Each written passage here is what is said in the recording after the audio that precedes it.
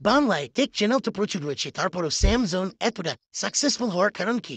9 বছরেরও আগে চালু করা এই চ্যানেলটা কেন প্রথম ভিডিও থেকেই হাজার হাজার ভিউজ গেইন করছে এবং বর্তমানে এর সাবস্ক্রাইবারের সংখ্যা 3.66 মিলিয়ন। সার্ফেস লেভেলে চেক করার পর মনে হতে পারে ইট সিমস লাক, কিন্তু 2 থেকে 3 মাস চ্যানেলটা স্টাডি করার পর আমি দেখলাম স্যামজনের কাছে একটি 3 স্টেপ ফর্মুলা রয়েছে যা তিনি তার 90% ভিডিওতে ইউজ করেন। আর 3 নম্বর যে স্টেপ রয়েছে সেটা এতটাই গুরুত্বপূর্ণ যে আপনাকে আমি গ্যারান্টি দিতে পারি এটা ছাড়া স্যামজন কখনোই এতটা সাকসেসফুল হতে পারতেন না। আরেকটা কথা আগেই বলে রাখি, আমি এখানে টিপিক্যাল ভিডিও এডিটিং, ভিউজ বা ওয়াচ টাইম বাড়ানোর জন্য কোনো প্রকার শর্টকাট মেথডের কথা বলবো না। আপনার নিজের টেক চ্যানেল যদি থাকে তাহলে তো ভালো, আর যদি অন্য কোনো নিষেধ চ্যানেল হয় তারপরও এই স্টেপগুলো ডেফিনেটলি আপনাকে হেল্প করবে। ভিডিওস ডিসিশন টাইম, আপনি যদি স্যামজন চ্যানেলের থাম্বনেলগুলো একটু খেয়াল করেন তাহলে দেখতে পাবেন 90% ক্ষেত্রেই তিনি পিল ব্লু কালারের গ্লোয়িং ইফেক্ট ব্যবহার করেন। কিন্তু কেন?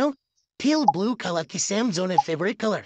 হতে পারে, but the reason is simply reduce the decision time. সোজা কথায় আপনি এটা ধরে নিতে পারেন যে পিল ব্লু কালারের গ্লোয়িং ইফেক্টের থাম্বনেলগুলো দেখতে দেখতে স্যামজনের অডিয়েন্সদের একটা অভ্যাসে পরিণত হয়েছে। দ্যাট মিনস আপনি যদি স্যামজনের কোনো ভিডিওতে ক্লিক করেন তাহলে আপনি ভালো একটা ভিডিও দেখার এক্সপিরিয়েন্স করবেন। তারপর পরের বার ইউটিউব আপনাকে ওই একই ধরনের একটি থাম্বনেলের ভিডিও রিকমেন্ড করবে, আর তাতে আপনার ডিসিশন টাইম রিডিউস হয়ে যাবে আর আপনি ওই ভিডিওতে অবশ্যই দ্রুত ক্লিক করবেন। And this cycle keep repeating. এখন আমরা এই অ্যাডভাইসকে আমাদের চ্যানেলে কিভাবে অ্যাপ্লাই করব?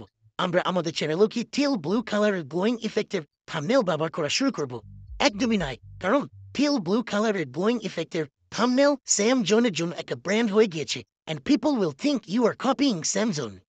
বরং আপনি যেটা করতে পারেন সেটা হচ্ছে আপনার চ্যানেলের ভিডিওগুলো থাম্বনেলে কালারের ক্ষেত্রে একটি কনসিস্টেন্সি মেনটেন করতে পারেন। যেমন নির্দিষ্ট একটি কালার প্যালেট এবং সাথে সাথে স্পেসিফিক একটি ফন্ট ব্যবহারের ক্ষেত্রে কনসিস্টেন্ট থাকতে পারেন। এতে যেটা হবে যে আপনার থাম্বনেলটা দেখার সাথে সাথেই অডিয়েন্স বুঝে ফেলবেন এটা আপনার চ্যানেলের video, which means reduced decision time. আপনার চ্যানেল যদি অন্য কোনো নিচের হয় তারপর আপনি এই ট্রিক অ্যাপ্লাই করতে পারেন। Like look at this advice on mister beast, তার ভিডিওগুলো থাম্বনেলে আপনি ট্রিমেন্ডাস কনসিস্টেন্সি দেখতে পাবেন।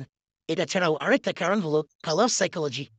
পিল ব্লু কালারের গ্রোয়িং ইফেক্ট একটা ইউনিভার্সাল অ্যাপেল, যার কারণে আর 10টা থাম্বনেল আছে এই থাম্বনেলটা ক্লিক করার জন্য আপনার টেম্পটেশনটাও বেশি থাকে। আচ্ছা, এটা তো হলো থাম্বনেলের ব্যাপার। এখন অডিয়েন্সও যদি ভিডিওতে ক্লিক করার পর সাথে সাথে অ্যাবান্ডন করে ফেলে তাহলে কি হবে? অডিয়েন্স রিটেনশন তো অনেক কমে যাবে, তাই না? Which brings me the next step, creating intro within need. তো আপনি যদি একজন ইউটিউবার হন তাহলে তো অবশ্যই আপনার জানা আছে যে ভিডিওর প্রথম 30 সেকেন্ডস অডিয়েন্সের অ্যাটেনশন গ্র্যাব করার জন্য কতটা জরুরি। বেশিরভাগ ইউটিউবার যেখানে ফ্যান্সি ইন্ট্রো দিয়ে শুরু করেন অথবা এভাবে স্টার্ট করেন: Hi everyone, I'm Anisha. Welcome to my brand new channel. It's a really short video to introduce myself. So I will be making a lot of বিপরীতে স্যামজন তার ভিডিওর ফার্স্ট 30 সেকেন্ড অনেকটা মাস্টার মাইন্ডের মতো ব্যবহার করেন। ইন শর্ট, স্যামজন তার ইন্ট্রোর সাহায্যে ভিউয়ারের মনে একটি সেন্স অফ নিড বা ইম্পর্টেন্ট কোশ্চেন ক্রিয়েট করেন। তারপর একটি গ্যারান্টি দেন যে তারা যদি ওই ভিডিওটা দেখেন তাহলে তাদের মনের এই সেন্স অফ নিডের আনসারটা তারা পাবেন। তারপরও আপনার মনে কোনো কোশ্চেন থাকলে স্যামজনের এই ভিডিওটা শুরুর কিছু অংশ একবার দেখুন। ফোল্ডাবল ডিভাইসের দাম বরাবরের বেশি, আর যদি কিনা বাংলাদেশি সেটা হয় অফিসিয়াল তাহলে তো দামটা আরো অনেক বেশি হওয়ার কথা। বাট বাংলাদেশি হতে এবার একটু রঙরূপে কিছুটা কম দামে একটা ফ্ল্যাগশিপ ফোল্ডাবল ডিভাইস পেয়ে যাচ্ছেন, কারণ ফোনটা নিয়ে আসতে চলছে, ঠিক না? ওকে, শুরুতে অডিয়েন্সকে হুক করাতে হলো। ভিডিওর বাকি অংশের ক্ষেত্রে দর্শক ধরে রাখার রহস্যটা কি? আর এখানে ফাইনালি স্টেপ নাম্বার 3 আসবে, যেটা ছাড়া স্যামজন কখনোই এতটা সাকসেসফুল হতে পারতেন না। স্যামজনের কথা ছেড়ে দিলাম, ছোট বা বড় যে কোনো ইউটিউবারের জন্যই this is the most important of the bucket list, and that is genuine content. আমার মনে আছে যখন স্যামজন তার প্রথম দিকের ভিডিওগুলো আপলোড করা শুরু করেন তখন খুব কম ক্রিয়েটরই ছিলেন যারা বিভিন্ন গ্যাজেট রিভিউয়ের ক্ষেত্রে অ্যাকচুয়ালি প্র্যাকটিক্যাল অ্যাডভাইস দিতেন। ইনফ্যাক্ট এখনো বাংলায় খুব বেশি চ্যানেল পাবেন না যেখানে গ্যাজেট বা স্মার্টফোন রিভিউ করার ক্ষেত্রে আপনাকে প্র্যাকটিক্যাল এবং অনেস্ট রিভিউ দেবে। যে কোনো একটা স্মার্টফোনের কথাই ধরুন যেটা বাজারে নতুন লঞ্চ করা হয়েছে, বেশিরভাগ ইউটিউবাররাই আপনাকে ওই স্মার্টফোনের ভালো দিকের কথাই প্রথমে বলবে। এটা বাজেট ফ্রেন্ডলি বা সাউন্ড কোয়ালিটি খুব ভালো, অথবা আপনি ব্যবহার করে স্যাটিসফাই হবেন।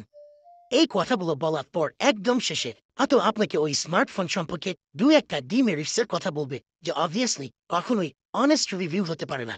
আর স্যামজন এই ক্ষেত্রে কি করছেন সেটা এই ভিডিওটার এই অংশটা দেখলেই বুঝবেন। আর সাইড এফিশিয়েন্ট এবং হাই ব্রাইটনেস, তবে ব্রাইটনেস কত নিডস সে ব্যাপারটা ক্লিয়ার না যে আসলে এই পিক ব্রাইটনেসের গেমটা আস্তে আস্তে আবার কমে যাওয়ার কথা। অলরেডি কিন্তু এই সমস্ত বিষয় আমরা দেখতে পাচ্ছি, অর্থাৎ রিভিউ করার ক্ষেত্রে তিনি তার অডিয়েন্সের সাথে 100% অনেস্ট থাকেন এবং প্র্যাকটিক্যাল অ্যাডভাইস দেন। This is called a genuine content. আর এতে দর্শকরাও স্যাটিসফাই হন যে ফাইনালি কেউ একজন রিভিউ নিয়ে কিছুটা কাজের কথা বলছে। আমি বলছি না আজকে সেম জোন চ্যানেলের ভিডিওগুলো দেখে আপনি টেক চ্যানেল স্টার্ট করে দিন। যদি আপনি অন্য কোনো নিশে ক্রিয়েটর হন, তারপরও আপনি স্টেপগুলো একবার ফলো করে দেখতে পারেন। 100% তার মতো সফল না হলেও মিনিমাম একটা স্ট্যান্ডার্ড যদি গেইন করা যায় তাতেই বা কোন কি।